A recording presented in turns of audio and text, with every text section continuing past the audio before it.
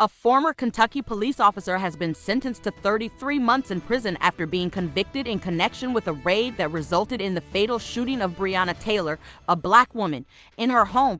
A federal jury last year found Brett Hankison guilty of violating Taylor's civil rights by using excessive force.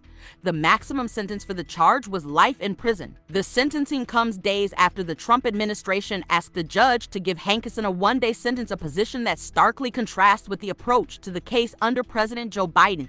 Hankison is the only officer who has been charged and convicted directly in connection with the botched raid. Another former officer, Kelly Goodlett, who pleaded guilty to conspiring with a colleague to falsify the affidavit used to obtain a search warrant for Taylor's home and to cover up their actions after her death, will be sentenced next year. After his sentence, Hankison will face 3 years of supervised release.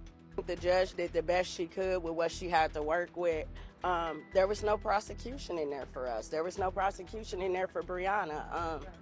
That part. So I definitely, I'm grateful for the judge for giving some time, because we could have walked away with nothing according to what they recommended. So Every American who believes in equal justice under the law should be outraged.